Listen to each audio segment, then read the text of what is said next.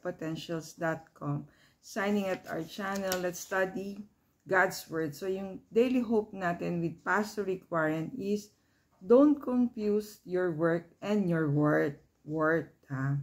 So, yung Bible version is from Ecclesiastes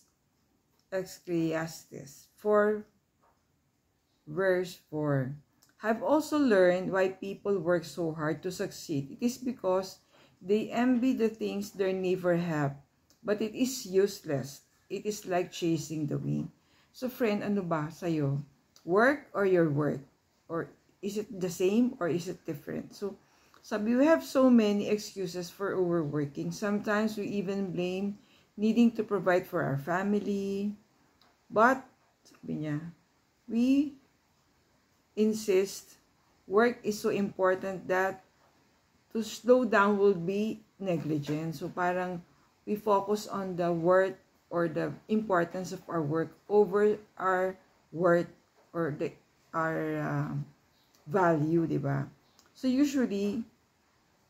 it's usually a value problem. We value the money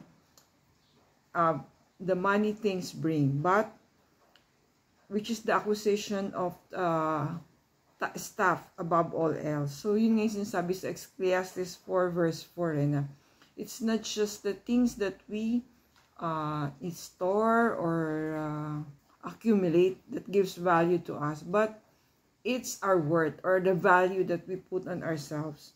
So, sabi nga, God says we have two options. Yung first option is spend time keeping up with the Joneses. So, yun nga, keeping or accumulating things or riches.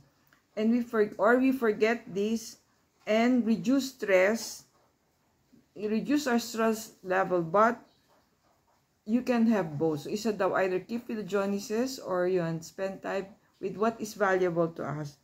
Do you want more stuff or less stress and more time with family and friends? The choice is yours. Your work and worth are two different things. So, friends, sabi ni Pastor Rick Warren, as a pastor, parang marami siyang mga pinaperform na last rites, the people who are passing on to the next life. Sabi niya, wala daw nagsabing, I'd wished I spend more time at the office. So, lahat tayo, we aspire to spend time with family, with friends, with the people we love, over the things that we accumulate. Kasi yung car, can we bring it to the next life? Hindi po, diba, our bank account, our expensive watches, our expensive laptops or TV, flat screen TV, hindi po natin madadala. So, yun nga, we have to prioritize yung work versus worth or our value. What is our value? Why are we here? Why are we working? So, usually, diba, we work for our family, for our loved ones, so para we give them a good future. So, pwedeng we have so much work to do, pero baka we lost them.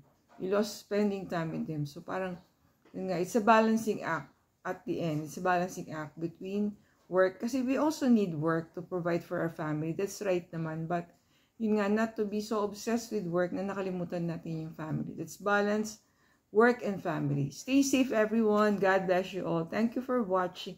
See you on our next video.